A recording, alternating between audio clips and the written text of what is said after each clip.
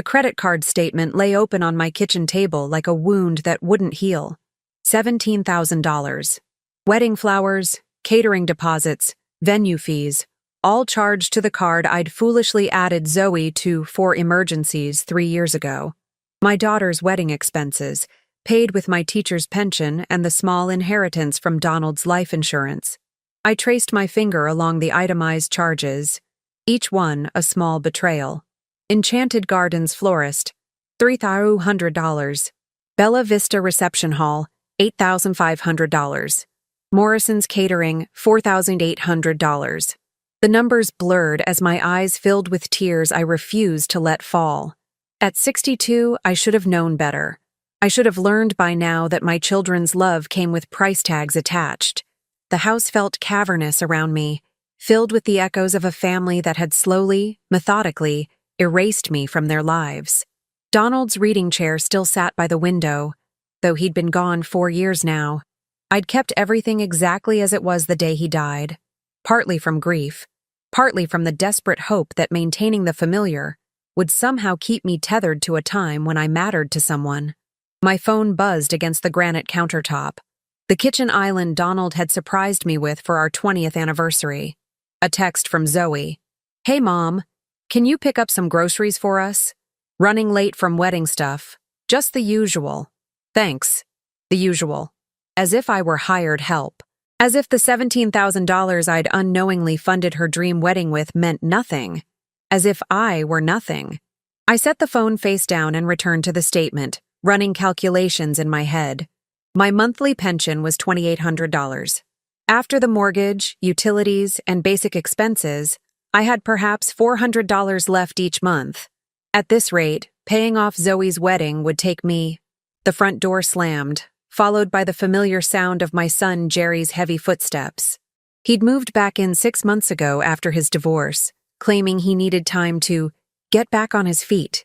At 34, Jerry had perfected the art of temporary arrangements that became permanent impositions. "Mom, I need to borrow your car tonight," he called from the hallway, not bothering to come into the kitchen. "Rebecca and I are going to look at that apartment in Riverside." Rebecca.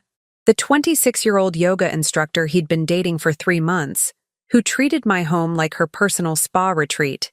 She did her meditation practices in my living room, leaving crystals and sage burning that triggered my allergies.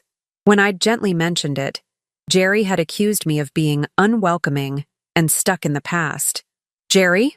I called back, my voice steady despite the rage building in my chest. "Can you come here, please?" He appeared in the doorway, already irritated. His dark hair was disheveled, and he wore the expensive jeans I'd bought him for Christmas, back when I thought gifts might bridge the growing distance between us. "What's up? I'm kind of in a hurry." I gestured to the credit card statement. "Did you know about this?" Jerry's eyes flicked to the papers, then away. A tell I'd learned to read when he was 10 years old and stealing cookies from the jar. "Know about what?" "Your sister charged $17,000 to my credit card for her wedding." A pause, then a shrug that made my blood run cold. "Yeah, she mentioned something about that. Look, Mom, it's just money. You can afford it. And Zoe's been so stressed about the wedding. Just money?" The words came out sharper than I intended. "Jerry, this is my entire emergency fund. It's a loan," he said, examining his fingernails. "She'll pay you back eventually. Besides, you've got the house, your pension. You're fine." I stared at my son, this man I'd raised, whose scraped knees I'd bandaged, whose dreams I'd supported through 2 failed business ventures and a marriage that ended because he couldn't hold a job longer than 8 months, who now stood in my kitchen, in my house where he paid no rent, dismissing my financial security as inconsequential. "Where's Zoe's engagement dinner?" I asked suddenly, changing tactics. Jerry froze. "What?" "The engagement dinner. I haven't received an invitation. When is it?" Another pause. Longer this time. "Oh, that. Yeah, I think they might have already had it. Like, a small thing. You know how Zoe is about keeping things intimate. The lie hung in the air between us like a physical thing. I could feel it settling into my bones, joining the accumulated weight of 1,000 small exclusions, dismissals, and casual cruelties. Birthday dinners I wasn't invited to. Grandchildren's recitals I learned about through Facebook posts. Family photos I wasn't included in because you never like how you look in pictures, Mom. I see. I folded the credit card statement carefully, precisely. And the wedding? Will I be attending that? Of course you're invited to the wedding, Mom. Don't be dramatic. Dramatic. As if asking to be included in my own daughter's life was theatrical overreach. Keys are on the hook, I said quietly. Try to have the car back by midnight. Jerry grabbed the keys and paused at the doorway. For a moment, I thought he might apologize, might acknowledge the hurt in my voice. Instead, he said, "Oh, and Rebecca's going to stay over tonight. We'll try to keep it down." The front door slammed again, leaving me alone with the credit card statement and the growing realization that somewhere along the way, I'd become a stranger in my own life. I walked to Donald's chair and sat down heavily. Outside, the neighborhood was settling into evening routines. Mrs. Duncan across the street was watering her garden. The Morrison kids were riding bikes in their driveway. Normal families doing normal things, while I sat surrounded by the debris of relationships I'd spent decades nurturing, only to discover they were built on my utility rather than my worth. My phone buzzed again. Another text from Zoe. Forgot to mention, can you handle the catering deposit for next month? It's only like $2,000. Dad's life insurance should cover it, right? You're the best. Only $2,000. Dad's life insurance should cover it. Donald's life insurance, which had already been decimated by his medical bills, Jerry's last business opportunity, and now Zoe's dream wedding.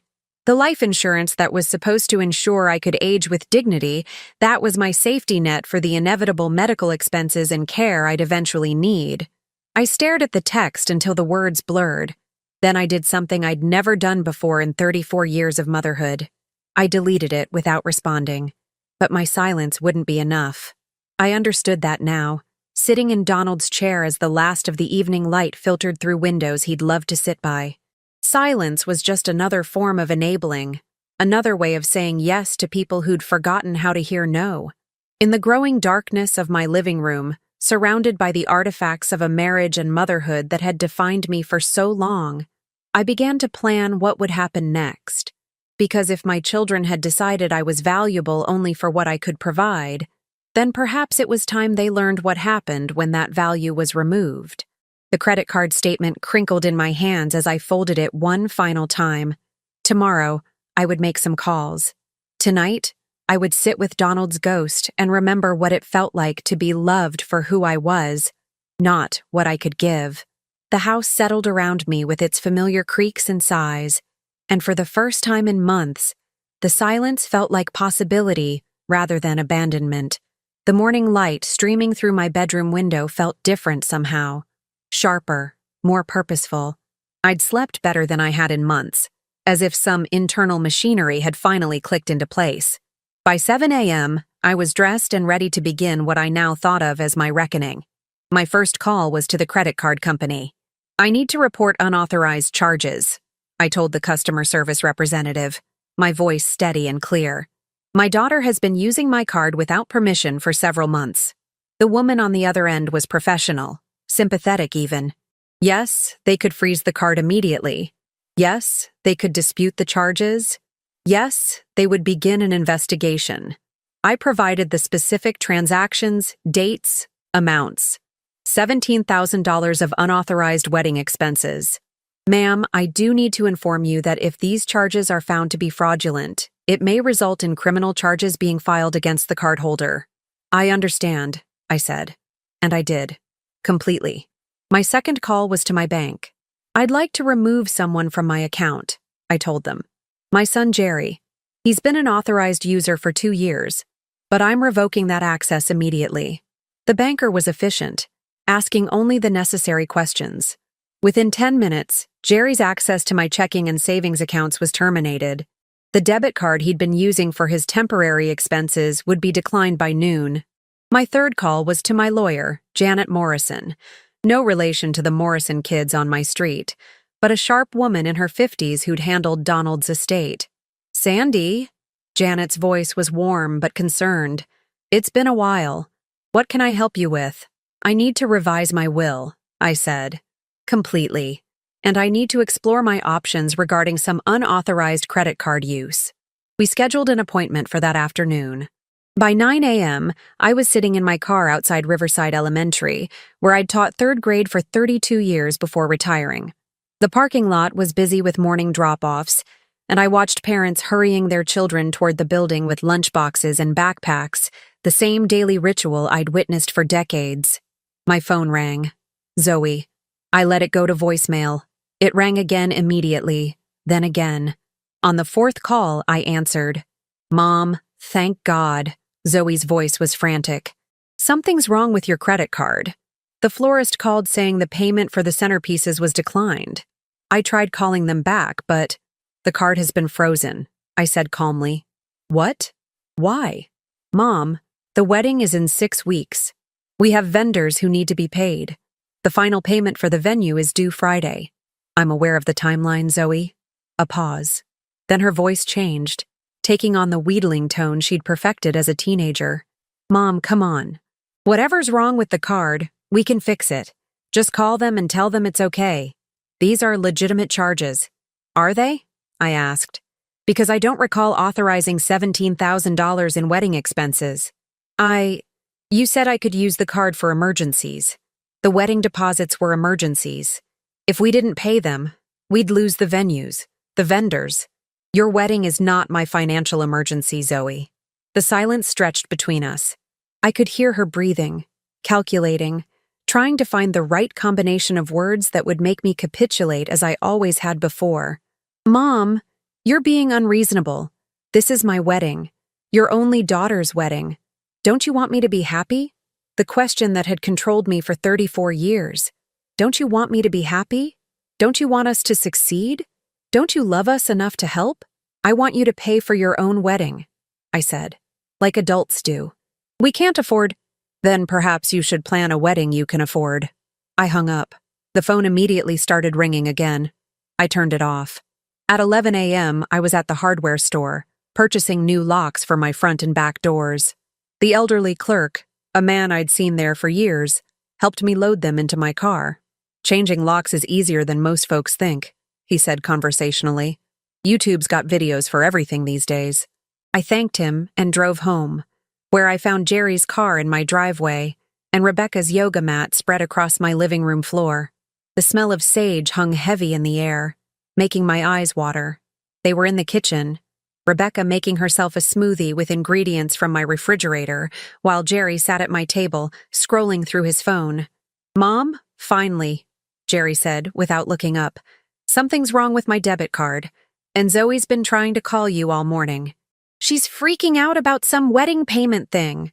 The card was declined because I closed your access to my accounts, I said, setting my purse on the counter. And I'm aware of Zoe's situation. Rebecca looked up from the blender, her perfectly highlighted hair catching the light. Oh my God, Sandy, you scared us. Jerry thought maybe you'd had a stroke or something, making such weird financial decisions. Weird financial decisions. This 26-year-old woman, who contributed nothing to my household, had an opinion about my financial decisions. Rebecca, I said quietly, I need you to gather your things and leave. She laughed. What? Why? Because this is my home, and you don't live here. Jerry finally looked up from his phone. Mom, what's gotten into you today? You're acting crazy. I'm acting like someone who owns her own house and manages her own finances. I walked to the coffee maker and began preparing a cup, my movements deliberate and calm. Rebecca, you have 10 minutes to collect your belongings. Jerry! Rebecca looked to my son, expecting him to intervene. Jerry stood up, his jaw set in the stubborn expression I remembered from his teenage years. Mom, stop it. You're embarrassing yourself. Rebecca is my girlfriend, and she's welcome here. Not anymore. This is ridiculous. Over what, some credit card mix-up? Zoe will pay you back. She always does. I turned to face my son fully. When has Zoe ever paid me back, Jerry? The car insurance I covered when she was in college? The security deposit for her first apartment? The loan for her master's degree that was supposed to be temporary? That's different. That's what parents do. No, I said. That's what I did. Past tense. Rebecca had gone very still, the smoothie forgotten. Maybe I should go, she said quietly. Yes, I agreed. You should. Jerry's face was flushing red. If Rebecca leaves, I leave too. The ultimatum hung in the air between us. For 34 years, those words would have terrified me. The threat of my children withdrawing their presence, their love, their approval had been the ultimate weapon in their arsenal. I sipped my coffee and found it perfect. Your choice, I said. But if you leave, you don't get to come back whenever it's convenient. You don't mean that. But I did mean it, and something in my expression must have conveyed that, because Jerry's confident demeanor faltered. Mom, come on. Let's talk about this rationally. You're upset about the money thing, I get it. But throwing away your family over some credit card charges? I'm not throwing away my family, Jerry. I'm simply declining to continue funding adults who treat me like an ATM with a kitchen. Rebecca gathered her yoga mat and crystals with impressive speed. I'll wait in the car, she murmured to Jerry, practically fleeing the kitchen. My son and I stood facing each other across the kitchen island, the same island where I'd served him countless meals, helped with homework, listened to his dreams and disappointments, where I'd comforted him through his divorce and celebrated his small victories. This isn't you, Mom, he said, his voice softer now, trying a different approach. You're not cruel. You don't cut people off. You're the one who keeps the family together. I agreed. But keeping a family together requires more than one person's effort. My phone, which I'd turned back on, buzzed with another call from Zoe. I looked at the screen and deliberately let it go to voicemail. Zoe's probably crying right now, Jerry said. Her wedding is ruined. Her wedding is not ruined. She simply needs to find a way to pay for it herself. With what money? She's a teacher, Mom. She makes nothing. I was a teacher too, Jerry. For 32 years. I managed to pay for my own wedding. That was different. Things cost less then. Things cost less because people planned according to their means. Jerry was quiet for a long moment, studying my face as if seeing me clearly for the first time in years. What do you want from us? He asked finally. It was a good question. What did I want from them? An apology? A recognition of how they'd taken advantage of my love? A promise to change? I want you to be adults, I said. I want you to take responsibility for your own lives and decisions. I want you to stop treating me like a resource to be exploited. And if we don't, then you'll discover what life looks like without my financial support. Jerry grabbed his jacket from the back of the chair. Fine. You want to play hardball? We can play hardball. But don't expect us to come crawling back when you get lonely and realize you've alienated the only people who love you. The only people who love you. The casual cruelty of it took my breath away for a moment. Goodbye, Jerry, I said. He slammed the door hard enough to rattle the windows. I finished my coffee in the sudden quiet of my kitchen, then went to get the new locks from my car. I had work to do. The new locks were installed by 3 p.m., and I tested them twice to make sure they worked properly. The clicking sound they made, solid, decisive, felt like a door closing on one chapter of my life and opening to another. I kept one key and secured the other in my jewelry box, next to Donald's wedding ring. My appointment with Janet Morrison was at 4.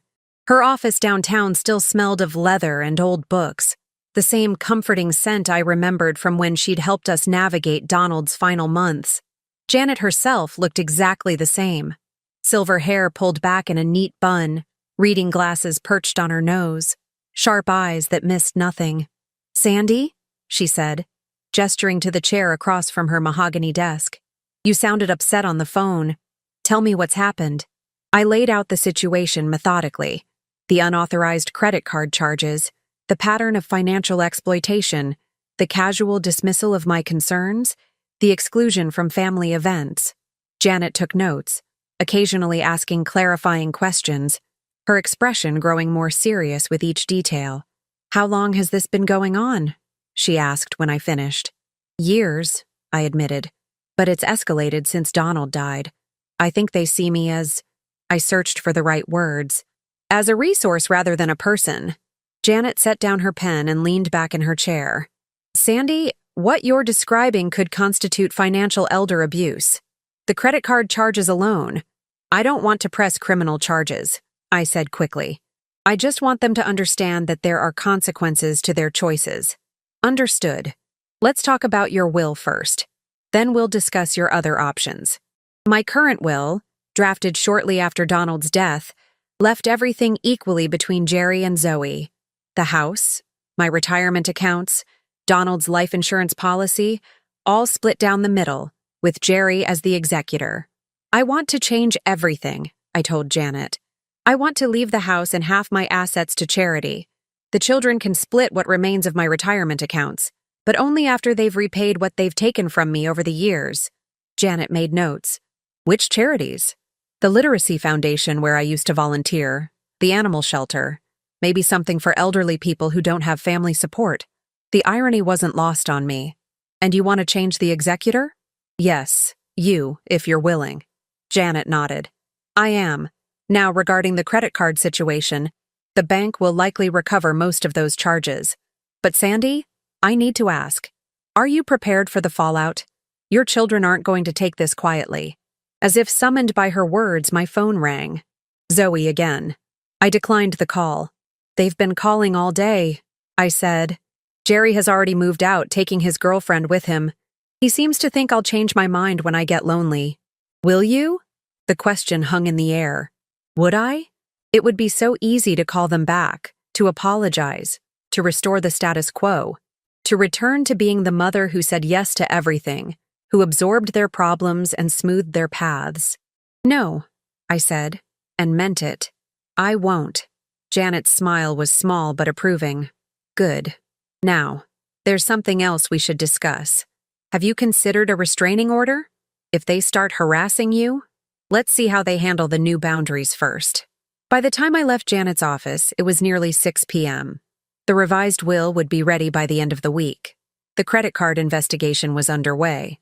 The locks were changed. I had taken back control of my narrative, and it felt both terrifying and exhilarating.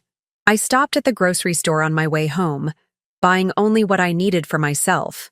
A small chicken breast, fresh vegetables, a bottle of wine I'd been saving for a special occasion. In the checkout line, I realized this was a special occasion, the first day of my life where I mattered to myself as much as I'd always mattered to others. The house felt different when I returned. Quieter, yes, but also cleaner somehow. Rebecca's crystals were gone. Jerry's scattered possessions, magazines, dirty dishes, charging cables, had been swept away. The air no longer smelled of sage and entitlement. I was preparing dinner when I heard a gentle knock at my back door. Through the window, I could see my neighbor from 2 houses down, a woman about my age whom I'd waved to occasionally but never really spoken with. She was holding a casserole dish. I opened the door cautiously. Hi, she said, offering a tentative smile. I'm Elizabeth Duncan. I live in the blue house with the garden. I hope I'm not intruding, but I noticed there was some commotion earlier. Raised voices, and I saw a young man leaving with suitcases. She paused, looking embarrassed. I wanted to make sure you were okay. Elizabeth Duncan, Mrs. Duncan. I'd been watching her tend her garden for years, admiring her roses and vegetable plots. But we'd never done more than exchange pleasantries about the weather. I'm fine, I said automatically, then caught myself. Actually, that's not entirely true. I'm having a difficult day, but I'm handling it. Would you like some company while you handle it? She asked, lifting the casserole dish slightly. I made too much lasagna, and eating alone gets old after a while. There was something in her eyes, a recognition perhaps, the understanding of one woman who'd been alone for a while speaking to another. I was just opening a bottle of wine, I found myself saying. I'll get glasses, Elizabeth said, as if it were already decided. 40 minutes later, we were sitting at my kitchen table, sharing her excellent lasagna and my carefully hoarded Pinot Grigio. Elizabeth was a widow, too. Her husband had died 3 years ago from the same cancer that had taken Donald. She had 2 adult children, both living across the country, both successful and busy with their own lives.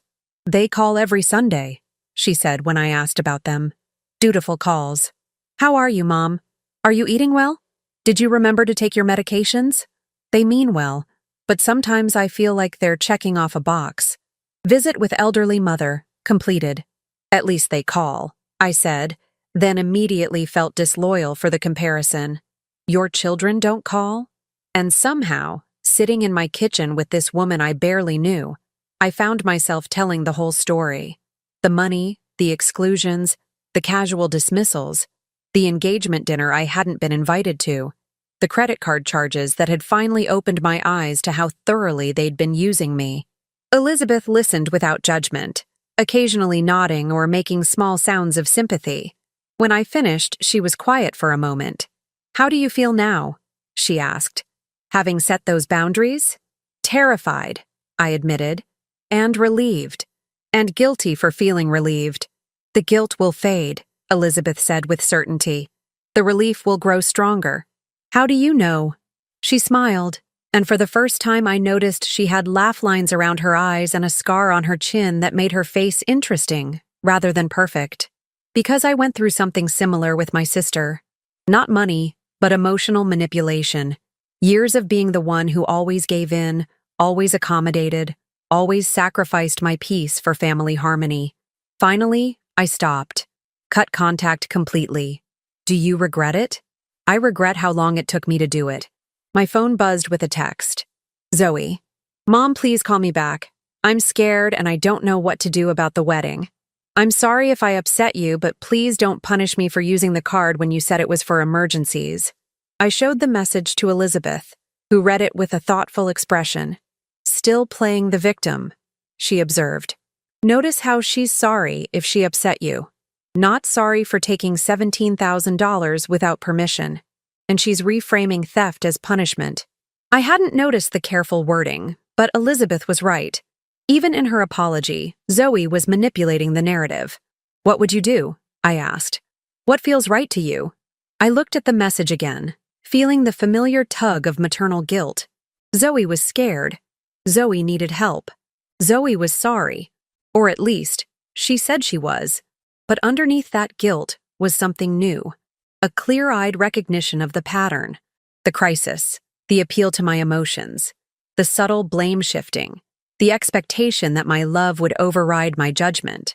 I deleted the message without responding. Good, Elizabeth said simply. We talked until nearly 10 p.m. about books and gardening and the peculiar loneliness of widowhood, about children who saw their parents as ATMs and the difficulty of loving people who didn't see you clearly, about the courage it took to choose your own peace over others' expectations. When Elizabeth finally left, promising to return the lasagna dish the next day, I felt something I hadn't experienced in years, the beginning of a friendship that wasn't based on what I could provide, but on who I was. I was washing our wine glasses when my phone rang one more time. Jerry. Mom? His voice was different, less confident, more uncertain. Look, maybe we got off on the wrong foot today. Rebecca and I are staying at her place tonight, but I wanted to call and, I don't know, talk. I'm listening. The debit card thing really messed us up. I had to pay for dinner with quarters I found in the car. He paused, clearly expecting me to offer to fix the problem. When I didn't, he continued. Zoe's really upset. She's been crying all day. The wedding venue called and said if they don't get the final payment by Friday, they're canceling the booking. That sounds stressful for her. Another pause. Mom, I don't understand what's happening. You're acting like a stranger. Maybe you never really knew me very well. The silence stretched between us. Finally, Jerry said, So what now? We just don't talk anymore? We can talk anytime you want, Jerry. But the conversation will be different now. Different how? I won't be giving you money. I won't be solving your problems. I won't be pretending that being taken advantage of is the same thing as being loved. Jesus, Mom, you make it sound like we're criminals or something. Aren't you? The question hung in the air. I could hear him breathing, could almost feel him struggling with a response that would restore the old dynamic without acknowledging any wrongdoing. I need to think about this, he said finally. Take all the time you need, I told him, and meant it. After he hung up, I sat in my quiet kitchen, surrounded by the evidence of an evening that had surprised me. 2 wine glasses, the lingering scent of Elizabeth's homemade lasagna, the sense that perhaps there was life beyond the boundaries I'd always accepted. Tomorrow would bring new challenges. Zoe would escalate her appeals. Jerry would try different tactics. They would involve other family members, mutual friends, anyone who might pressure me to return to my former role. But tonight, for the first time in years, I went to bed feeling like I was exactly where I belonged. The siege began on Thursday morning. I woke to find Zoe's car in my driveway and my daughter sitting on my front porch, still in yesterday's clothes, mascara streaked down her cheeks. Through the window, I could see she'd been crying for hours. I made coffee and toast, took my time getting dressed, and finally opened the front door at 8:30. "Mom?" Zoe's voice was hoarse. "I've been here since 5 a.m. We need to talk." "Good morning, Zoe. You look terrible." She struggled to her feet, swaying slightly. "I didn't sleep. I can't eat. The wedding is ruined, and I don't understand why you're doing this to me." "I'm not doing anything to you," I said calmly. "I'm simply not doing things for you anymore." The venue canceled. They called yesterday afternoon. The final payment was due, and when they couldn't process it, she dissolved into fresh tears. 2 years of planning, Mom. 2 years. And now we have nothing. I studied my daughter's face, really looked at her, perhaps for the first time in months. At 31, Zoe still had the ability to make herself look like a wounded child when she wanted something. Her fiancé, David, a decent man from what I knew of him, probably had no idea how skilled she was at emotional manipulation. "What does David think about all this?" I asked. "David doesn't know," she said quickly. "I haven't told him about the money problems. He thinks everything's paid for. Mom, please, I'm begging you. Just this once, help me fix this. Just this once." The phrase that had preceded every financial request for the past decade. "Zoe, sit down," I said, settling into one of the porch chairs Donald had built years ago. "We're going to have a conversation, but it's not the conversation you're expecting." She perched on the edge of the other chair like a bird ready to flee. "If this is about paying you back, I will. I promise. Once David and I are settled after the honeymoon." "When did you decide I wasn't worth including in your engagement dinner?" The question clearly caught her off guard. "What?" "Your engagement dinner. When did you and David decide that your father's death meant I was no longer family?" Zoe's mouth opened and closed like a fish. It wasn't like that. It was just immediate family. David's parents, his sister. I am your immediate family, Zoe. I'm your mother. I know that, but when did you decide that using my credit card without permission was acceptable? You said I could use it for emergencies. A wedding is not an emergency. A wedding is a choice. And even if it were an emergency, $17,000 requires a conversation. Zoe's composure was cracking. "Fine. I should have asked first. I'm sorry. But the damage is done now, and we can fix it if you'll just—" "No." The word hung between us like a physical barrier. Zoe stared at me as if I'd spoken in a foreign language. "What do you mean, no?" "I mean, I'm not fixing your problems anymore. I'm not paying for your choices anymore. I'm not being treated like an ATM with a house attached anymore. You're my mother." "Yes," I said quietly. "I am. And for 31 years, I've shown you what unconditional love looks like. I've sacrificed, supported, and enabled you through every crisis and poor decision. And in return, you've learned to see me as a resource rather than a person." Zoe was crying again, but these tears were different. Angry, frustrated. "So what? You're just going to abandon me? Let my wedding be ruined because you're having some kind of midlife crisis? I'm 62, Zoe. If I'm having any kind of crisis, it's a late-life awakening." My phone buzzed with a text from Elizabeth. "Coffee later if you need reinforcements." The simple kindness of it, someone checking on me, offering support without expecting anything in return, made my resolve even stronger. "I need you to leave now," I told Zoe. "You're welcome to come back when you're ready to have an adult conversation about how we move forward." "An adult conversation?" Zoe's voice rose. "You want an adult conversation? Fine. Here's adult. You're a lonely old widow who's driving away the only people who care about you. You'll end up dying alone, and it'll be your own fault." The cruelty of it was breathtaking. Donald had been dead 4 years, and she was weaponizing my grief and fear of abandonment to manipulate me into compliance. "Goodbye, Zoe," I said, standing up and walking toward my front door. "Mom, wait!" The panic in her voice was real now. "I'm sorry, I didn't mean that. I'm just scared and upset and—" I closed the door and turned the deadbolt. Zoe pounded on the door for several minutes, alternating between apologies and threats, before finally driving away. I watched from my window as she sat in her car for another 20 minutes, probably calling Jerry or David or anyone who might convince me to change my mind. Around noon, the cavalry arrived. First came Jerry's ex-wife, Jennifer, someone I'd always liked despite the divorce. She rang the doorbell and stood on my porch with her hands clasped in front of her, looking uncomfortable. "Hi, Sandy," she said when I opened the door. "Jerry asked me to come talk to you." "How are you, Jennifer? How are the kids?" "They're good. Growing fast." She shifted her weight. "Look, I don't really want to be in the middle of this. But Jerry said there's some kind of family emergency?" "There's no emergency," I said. "There's a consequence."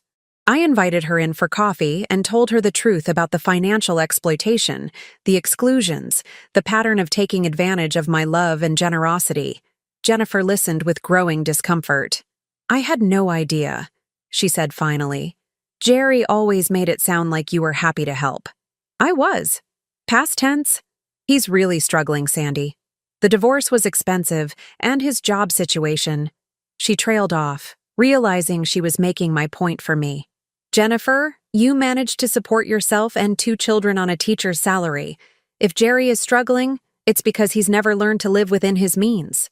She left shortly after, clearly regretting her involvement. At 2 p.m., David arrived. Zoe's fiancé was a software engineer, quiet and thoughtful, someone who'd always treated me with respect. When I opened the door, he looked genuinely distressed. "Mrs. Patterson," he said, "I hope you don't mind me coming by." Zoe told me about the wedding situation, and I wanted to apologize. This I hadn't expected. Apologize for what, David? "I had no idea Zoe had charged so much to your credit card without asking. She told me you'd offered to help with the wedding expenses, and I thought it was your gift to us." He ran his hand through his hair. "If I'd known she was taking money without permission, I never would have allowed it." For the first time in days, I felt a flicker of hope. Here was someone taking responsibility, showing genuine remorse. "Come in," I said. "Let's talk." David explained that Zoe had been handling all the wedding finances, telling him that everything was covered. He'd offered to contribute more, but she'd insisted it was handled. He'd had no idea about the credit card charges, the unauthorized access to my accounts, or the pattern of financial dependency. "I love Zoe," he said, "but I'm starting to see some things about her that concern me." "Such as?" "The way she talks about you sometimes, like you're supposed to solve all her problems. And when I suggest we should pay our own way or maybe have a smaller wedding, she acts like I'm being unreasonable." He paused. "Is this why you weren't invited to the engagement dinner?" My heart clenched. "You noticed that?" "I asked Zoe about it. She said you were busy that weekend, that you'd declined to come. But something about her answer felt off. I told him the truth about that, too. About learning from Jerry that I'd been excluded, about the pattern of being left out of family gatherings, about being made to feel like an inconvenience in my own daughter's life. David's face grew increasingly troubled. "Mrs. Patterson, I'm so sorry. I had no idea. If I'd known, I would have insisted you be included." "What will you do now?" I asked. "I don't know," he admitted. "Zoe's been talking about eloping to Vegas, using our savings. But honestly, I'm starting to wonder if this is the right time for us to get married. If we can't communicate honestly about money and family—" He shrugged helplessly. After David left, I called Elizabeth. She came over within an hour, carrying a bottle of wine and a bag of Chinese takeout. "Rough day?" she asked, surveying my face. "Educational day," I said. "I'm learning exactly who my children are when they can't get what they want from me." We were halfway through dinner when my phone rang. Jerry. "Mom, this has gone far enough," he said without preamble. "Zoe's a mess, her fiancé is asking questions, and you're destroying the family over money." "I'm not destroying anything, Jerry. I'm simply declining to fund it. We talked to Jennifer. We talked to David. You're turning everyone against us. I told them the truth.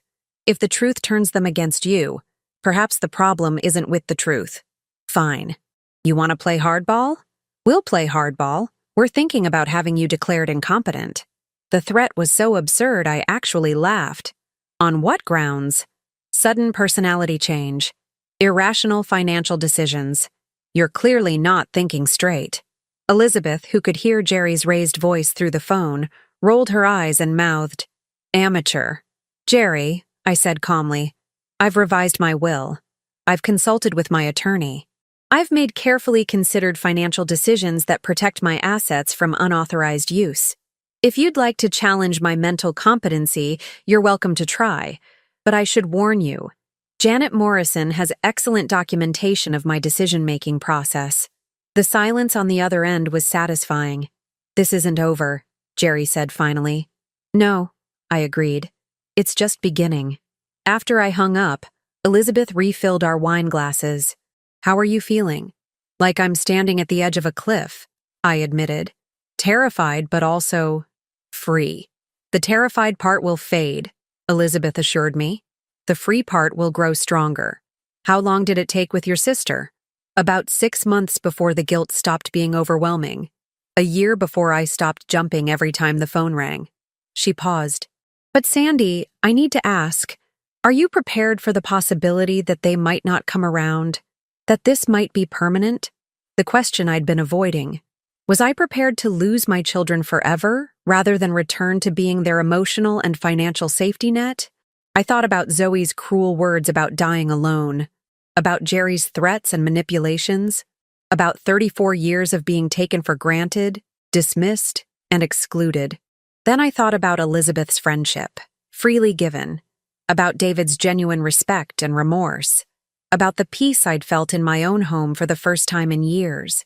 "Yes," I said, "I think I am." Outside, the sun was setting over my neighborhood, painting the sky in shades of pink and gold. Tomorrow would bring new challenges, new attempts at manipulation, new tests of my resolve. But tonight, I was a woman who mattered to herself as much as she'd always mattered to others. And that, I was discovering, was enough. 3 weeks later, I was in my garden when David's car pulled into my driveway. The past 21 days had been the quietest of my adult life. No frantic phone calls about emergencies, no unexpected visitors demanding money or solutions. No one treating my home like a hotel or my bank account like a community resource. Elizabeth and I had fallen into an easy routine of morning coffee and evening walks, and I'd begun to remember what it felt like to live for myself. The credit card company had ruled in my favor, $17,000 in unauthorized charges reversed, with a notation in their file about potential fraud. Zoe would face no criminal charges, but she would also receive no wedding funding from my compromised account. David looked different as he walked up my front path. Thinner, perhaps, and definitely more serious. He carried an envelope in his hand. "Mrs. Patterson," he said when I answered the door. "Do you have a few minutes?" "Of course. Would you like some iced tea?" We sat on the back patio, where Donald's roses were finally blooming again after years of my neglectful care. I'd been spending more time in the garden lately, rediscovering the peace that came from nurturing something that grew because you tended it, not because you funded it. "The wedding's off," David said without preamble. I set down my glass carefully. "I'm sorry to hear that." "Are you?" The question was direct, without accusation. I considered it honestly. "I'm sorry that you're hurt," I said. "I'm sorry that Zoe couldn't be the person you thought she was. But I'm not sorry that you discovered her true character before making a legal commitment." David nodded slowly. "That's what I thought you'd say. And you're right." He handed me the envelope. "This is for you." Inside was a cashier's check for $8,500, half of the credit card charges that had been reversed. "David, I can't accept this." "Yes, you can. It's my responsibility. I benefited from that money, even if I didn't know where it came from. The venue deposit, the catering down payment, those were for my wedding too." I looked at the check, then at this young man who was taking responsibility for something that wasn't technically his fault. "What did Zoe say when you told her you were bringing me this?" David's laugh was bitter. Zoe doesn't know I'm here. We haven't spoken since I called off the wedding 2 weeks ago. What happened? I asked her to have an honest conversation about money and family dynamics. I suggested we postpone the wedding and get some couples counseling to work through the communication issues. He paused. She told me I was being manipulated by a bitter old woman who couldn't stand to see her daughter happy. The familiar sting of Zoe's words was dulled by time and perspective. And you said? I said that if she couldn't see how she'd been treating you, then maybe we weren't ready to be married. David stared out at the garden. She packed her things that night, moved back in with her college roommate. And how do you feel about that? Relieved, he admitted, which probably tells me everything I need to know. We sat in comfortable silence for a while, watching Elizabeth's cat stalk something in the bushes next door. Can I ask you something, Mrs. Patterson? Sandy, and yes. How did you know? How did you finally decide to stop enabling her? I thought about the credit card statement spread across my kitchen table, about Donald's empty chair, about the slow accumulation of small cruelties that had finally reached critical mass. I realized I was grieving someone who was still alive, I said. I was mourning the daughter I thought I had, while ignoring the woman she'd actually become. David nodded. I think I was doing something similar. After he left, I sat alone on the patio with his check in my hands. It represented more than money. It was acknowledgement, respect, responsibility. Everything my own children had failed to offer. My phone rang. Elizabeth. How did it go with David? She asked. How did you know he was here? I may have been watering my plants near the fence, coincidentally. I laughed. It went well. He's a good man. And Zoe? Is about to learn what life looks like without a safety net. That evening, I was reading on the porch when a car I didn't recognize pulled up. Zoe got out of the passenger side, followed by a woman about her age. The college roommate, I assumed. Zoe looked different. Her hair was pulled back in a messy ponytail, her clothes wrinkled. The polish of her previous visits had been replaced by something rawer, more desperate. Mom, she said, stopping at the bottom of the porch steps. We need to talk. Good evening, Zoe. Hello, I said to her companion. This is Melissa, Zoe said impatiently. Look, I know you're mad at me, but this has gone too far. David's gone. The wedding's off. I'm basically homeless. You're staying with Melissa. Melissa's couch, in a studio apartment. Mom, I need to come home. There it was. The inevitable conclusion to her string of poor decisions and burned bridges. When everything else failed, return to the mother you'd systematically excluded and exploited. No, I said. What do you mean, no? I mean this isn't your home anymore. You made that clear when you decided I wasn't family enough to invite to your engagement dinner. Zoe's friend shifted uncomfortably. Maybe I should wait in the car. Maybe you should, I agreed. Melissa retreated quickly, leaving Zoe and me alone under the porch light Donald had installed decades ago. Mom, please. I know I made mistakes. Mistakes? I interrupted. Zoe, you stole from me. You lied to your fiancé about it. You excluded me from family events while expecting me to fund your lifestyle. You called me a bitter old woman when I finally set boundaries. I was upset. You were honest, I said quietly. For the first time in years, you told me exactly what you think of me. Zoe started crying, but these tears felt different from her previous performances. More genuine, perhaps. Or maybe I'd simply become immune to the manipulation. I don't have anywhere else to go, she whispered. You're 31 years old, Zoe. You have a master's degree and a teaching job. Figure it out. You're really going to let me be homeless? You're not homeless. You have options.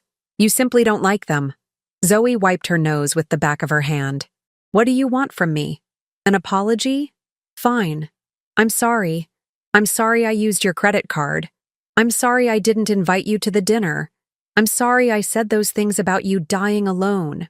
The apology felt hollow, delivered like a transaction. Sorry as currency, remorse as payment for restored privileges. What are you sorry for, Zoe? I just told you. No, you told me what you did. I'm asking what you're sorry for. She stared at me, clearly confused by the distinction. I don't understand what you want me to say. I want you to understand the difference between regretting consequences and regretting choices. Between being sorry you got caught and being sorry you hurt someone. You're playing word games. I'm trying to have a conversation with my daughter, but I'm beginning to think that person doesn't exist anymore. The truth of it settled between us like dust. Zoe opened her mouth to argue, then closed it. Some part of her, buried beneath years of entitlement and manipulation, seemed to recognize the accuracy of my assessment. So what now? She asked finally. We just don't have a relationship anymore? We can have a relationship, I said, but it will be different. It will be based on mutual respect rather than financial dependency. It will require you to treat me like a person rather than a resource. And if I can't do that, then you've answered your own question.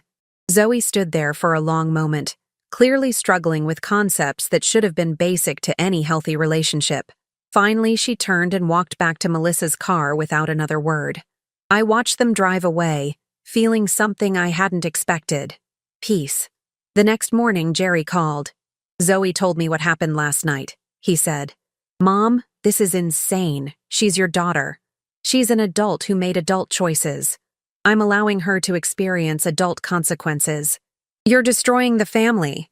No, Jerry, I'm choosing not to be destroyed by it anymore. There was a long pause. So that's it? You're just done with us? I'm done being used by you. There's a difference. What if we change? What if we, I don't know, pay you back, treat you better? It was the first time either of my children had even acknowledged that their behavior needed changing. Then we'll see what happens, I said. But change has to be real, Jerry. Not just words designed to restore your access to my resources. How do we prove it's real? You don't prove it to me. You prove it to yourselves. By becoming the kind of people who don't need to prove it. After we hung up, I sat in Donald's chair and looked out at the life I'd built for myself in the weeks since I'd reclaimed my agency. The garden was thriving. My friendship with Elizabeth had deepened into something precious and sustaining. I'd started volunteering at the literacy center again, rediscovering the joy of helping people who appreciated rather than expected my assistance. David's check sat on my desk, already deposited into an account my children could never access. But more valuable than the money was what it represented, proof that I was capable of inspiring respect rather than just dependency. My phone buzzed with a text from Elizabeth. Coffee date with that new widow from Riverside Elementary this afternoon? I thought you might like her. I smiled and typed back, yes. Looking forward to it. For the first time in decades, I was looking forward to things. To conversations that didn't revolve around crises or demands. To relationships built on choice rather than obligation. To a future where I mattered to myself as much as I'd always mattered to others. Outside, Mrs. Duncan's roses were blooming, and mine were finally catching up. I had work to do in the garden, friends to meet, books to read, a life to live on my own terms. The siege was over. I had won. Not by defeating my children, but by refusing to defeat myself for their convenience any longer. In the end, the greatest victory was the simplest one, remembering that I was worth more than what I could provide, and having the courage to live accordingly. The afternoon sun streamed through Donald's favorite window, and for the first time since his death, the light felt like a beginning rather than an ending.